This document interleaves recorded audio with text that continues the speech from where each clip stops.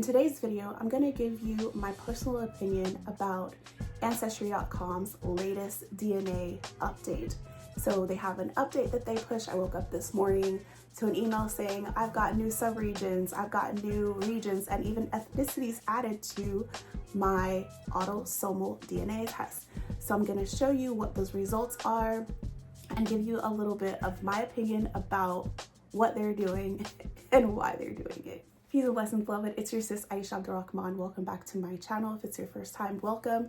My name is Aisha Abdul. I am an archivist, I am a genealogist, and I am a heritage traveler. Here on my channel, I share a lot about genealogy, archival, heritage travel, me traveling, and just really reconnecting with my roots here on my channel. So they could be genealogy, they could be me traveling to do research.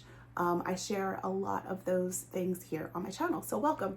In today's video, like I said, I'm talking about Ancestry.com. So I'm going to quickly show you my Ancestry.com results. I'm going to share that video clip here of my results. So I woke up this morning to a email saying that Ancestry had an update. It says it's their biggest update ever. Our biggest update ever. We're excited to introduce 24 regions, 54 subregions, and for the first time, 64 new ethnic groups in Africa. I can't talk. It's too early. It's still early. I haven't had my coffee yet. Origins has a fresh new design. Next. Okay, regions, journeys by parents. That's not new. Our origins results have new names. Oh, okay. So ethnic groups. This is going to be interesting. Since I have my African ancestry DNA testing, it's going to be very, very interesting to see what is new. All right, let's see.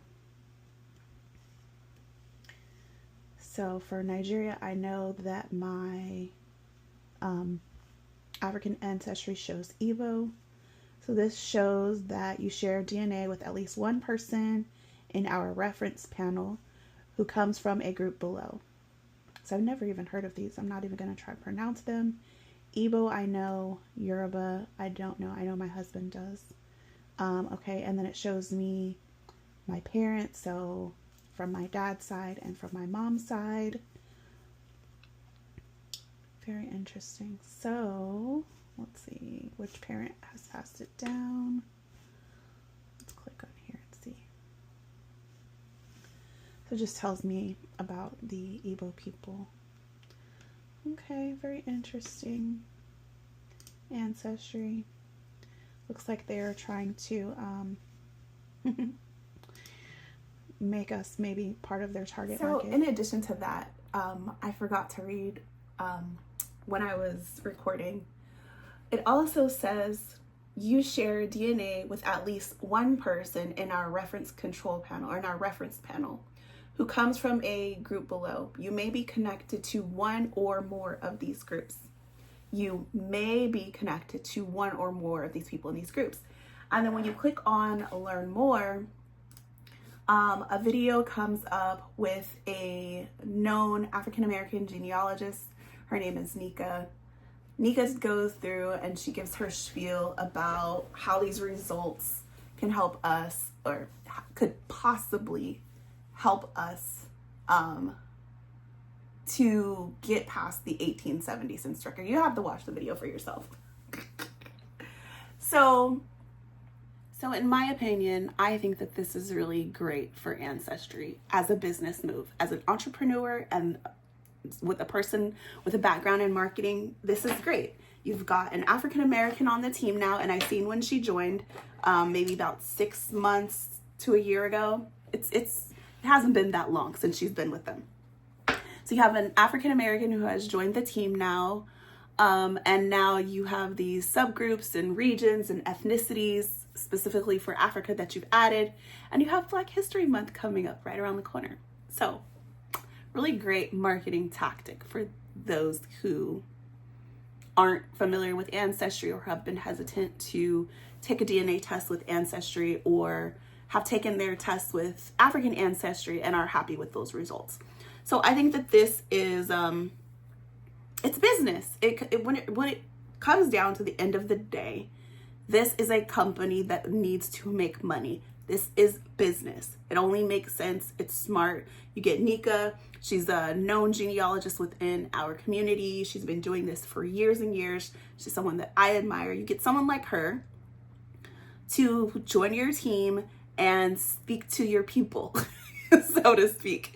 So she has a video where she talks about the new regions being added and how, or it's not her video, but it's on there when you click that link to learn more. She talks about how sometimes we can't get past the census records, the 1870 census records, and how if you take your test with Ancestry.com, now they have this new update that could possibly, her words, could possibly help us to resolve that problem of that brick wall. You've been a long-time Ancestry DNA customer, or maybe you are new and you're on the fence about testing with us. I hope that the information that I share with you today will push you in the direction of joining us on this journey. Now, if you are like me and you have African ancestry, one of the things that you may have hoped for is just to have the ability to trace your family history back to Africa. And if you try to do it on paper, it can be a challenge, especially when we get to the era of enslavement. You may be able to get back to the 1870 census, or maybe you can even go back to 1865, but you're having trouble tracing your ancestors during the period of enslavement within the United States. So my opinion is, I agree, it could possibly help someone. However, again, when you take, and she talks about, or the article on the website talks about ethnic groups specifically with Ancestry DNA, the company. So that's the other thing, is when they say Ancestry DNA, they're not saying Ancestry DNA in general. They're talking about their company, their brand, and you'll see the registered trademark next to it. So it really comes down to marketing. Which, and I'm not trying to say anything bad about Ancestry.com. I love them. I think that that it is the #1 tool that I use personally. It just depends on what your research goals are. So for me, I use Ancestry.com to do my family tree, to see who I'm matching. It is what I use to do my research, to get access to those census records. So it's good to me for the paper trail and your matches, not necessarily if you're trying to figure out what your ethnicity is. And the reason is because at the end of the day, Ancestry.com's testing is autosomal testing. It's not mtDNA testing. It's not Y chromosome testing. And I've talked about this in a previous video, is your autosomal is an admixture. It's a mix. It's like rolling a dice and showing like, oh, you got these genes from your grandparents or your great grandparents. So if you guys noticed in previous videos, I talked about my daughter. She has red hair. I don't have red hair. My husband doesn't have red hair. None of my other children have red hair. It's a gene that she got, and it was kind of like sprinkled here and there. So my grandmother has a sibling that has red hair. My daughter also has vitiligo. One of her siblings has vitiligo. So these are genetics that are inherited, that are sprinkled and passed down. The other thing I noticed is that my daughter and my son have DNA matches that I don't have. And that is because this isn't autosomal testing. Even though they're my children, they have different matches that are still related to me, but they don't show up in my Ancestry.com match results. And for some of us, we may not necessarily want to go further back that way. We may just want to go back to the respective ethnic groups and regions and places that our families came from in Africa. And with this new update in Ancestry DNA, we have the possibility of being able to do that and connect back with those ethnic groups. So the possibility, and it's because it's autosomal testing. This is not mtDNA testing. mtDNA testing is the test that I did with African Ancestry, and it tests me, or or any of my mother's children. So my brother could have also taken the test, and it tests the DNA from my mom to her mom to her mom to her mom back. That is the type of test that you really need for information about your ethnicity. There's also the Y chromosome test, which tests only men from their father to their father to their father. And they even have what's called like the big Y chromosome test. I haven't taken it. I don't know I haven't had any of my family members take it, so I don't know what the difference is between those two test results. I might have to have a cousin come on and interview him. I think he has done the big Y chromosome test, and he can share his insights about that. But over and all, I think it's interesting. I don't think it has really helped me at all, because I am aware there's Yoruba people and there's Igbo people in Nigeria, and that I could potentially be one of those. Like, I don't feel that this has been very helpful. I think that it's marketing. At the end of the day, this is marketing. I've seen even in the Ancestry.com Facebook group, people complaining we are not their target market. We never were their target market. They do journeys, they do tours, they do heritage travel. None of them are to the continent. And that's fine. They have the place and they have a role within the research that we do, and that's great. So the website also says you're not assigned directly to any ethnic group. Instead, we compare your DNA to DNA of people with known origins from around the world, called a reference panel, to assign you to an ancestral region, probably more than one. You can then see all ethnic groups listed by people in our reference panel who also belong to that region.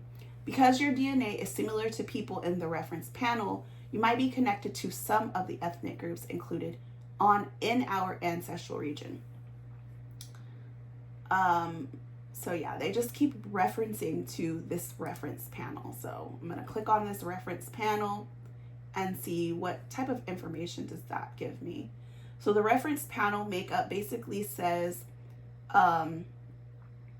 here's a breakdown of how many people are in each region. So basically they have the regions that they've tested, and they have a number of people within that region that they're comparing your DNA to. So for example, the Aboriginal people, they only have 54 samples in their database. So if you are in Benin and Togo, they have 1,138 samples of that region. If you're in Cameroon, they only have 291 sample. Let's see what other numbers. Let's see. Indigenous Arctic, 24 samples. Korea, 2,000 samples. So it really shows you. So for Yoruba land, 487 samples. Western Bantu people, 184 samples. So they're basically just taking your DNA and they're comparing your DNA to the people in those samples, which is very similar to what African Ancestry does. However, it's still an autosomal test. It's not an mtDNA or a Y chromosome test. So I'm not a geneticist in any way, shape, or form. I'm just learning and doing research. So I went ahead and went to ChatGPT. ChatGPT says that when researching ethnic backgrounds, autosomal DNA is generally more useful than mtDNA or Y chromosome DNA, as it provides a broader picture of a person's ancestry. Here's why. Autosomal covers both maternal and paternal lines. Autosomal DNA is inherited from all of your ancestors, so it reflects contributions from both sides of your family, not just one specific line. Okay, we already know that. It traces ancestry from hundreds of years ago and estimates your ethnic group based on all of your ancestors, offering a broad view of your heritage, okay? Best for ethnicity estimates. Most ethnicity estimates provided by companies like Ancestry DNA, 23andMe are based on autosomal DNA, so it can compare your DNA to reference populations from around the world. mtDNA is passed down from mother to child, blah, blah, blah. While it can give you deep insights into your maternal ancestry, it does not give you information from your paternal. Okay, we already know that. So in conclusion, for more comprehensive understanding of your ethnic background, autosomal DNA, blah, blah, blah. Okay, not very helpful. But also says mtDNA and Y chromosome DNA can provide very specific information about your direct maternal and paternal lines, often linking to a particular haplogroup that are sometimes associated with specific regions or ethnic groups. However, each test is different and has different strengths when it comes to ancestry. So mtDNA and Y DNA testing are very specific. They can sometimes provide a more pinpointed location or ethnic group because they are focused on one direct lineage and can track mutations that are often regionally or ethnically tied. However, these tests only reflect a small fraction of your overall ancestry. They won't provide a full picture of your ethnic background, as they may exclude many other ancestors in your maternal or paternal line. And I guess that's true because with autosomal testing, you know, because it is kind of like a roll of the dice, you may not get like your father's grandmother, which is a part of you, or your father's mom in an mtDNA test, because it's not your mom's mom. However, your DNA includes both your mother and your father's parents. So that makes sense. However, when I did my testing with African Ancestry, I had my father test both his mom and his dad. And I had my mom test both her mom and her dad. So sure, there is a wall that you would eventually hit, because then their parents have their own mom and their dad. And my mom and dad's parents, both their grandparents have their mom and their dad, if that makes sense. So with autosomal testing, it is like a roll of the dice, but you don't know where it came from or who has what ethnicity. So it showed I had Nigerian ancestry from both my mom and my dad. However, when I did my African Ancestry DNA results, it shows that I had Igbo ancestry, specifically from my paternal grandmother, so my father's mom. It didn't show me any specific Nigerian ancestry on my mom's mom or dad's side. However, with autosomal testing, it does. So maybe somewhere down the line, one of my great grandparents was from Nigeria or had Nigerian ancestry. And I won't even say necessarily Nigerian, but maybe they were Ewe, or maybe they were Yoruba, or maybe they were Igbo, but not even necessarily from Nigeria. So this is why I feel like these types of tests can be very confusing to some people. There's a lot when it comes to DNA testing. It's not your average area that a genealogist really studies. So that's the other thing, is when you're having people help you with your genealogy, you want to have an expert or someone who really knows about DNA help you if you are looking at that part of your genealogy. If you're looking at DNA testing and haplogroups and things like that, you want to make sure that you have a person who really knows their stuff. I don't think I'm one of those people, by the way. So I think I'm pretty good with the paper trail and doing research in terms of hardcore information. I'm still learning a lot when it comes to genetics and DNA.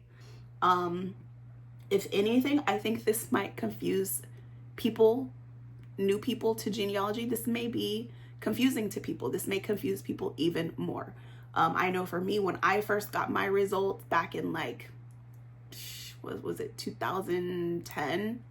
When I first did my Ancestry.com results, I knew nothing really about African ancestry back then. I was like, oh, I'm 20% this, I'm 10% that. And most people think that that's what their ethnic background is, and that's what their results are showing. And that could be no further from the truth. It's a very false narrative to give people. So that's it, guys. Leave your comments and questions below. Life is good. Have a blessed day.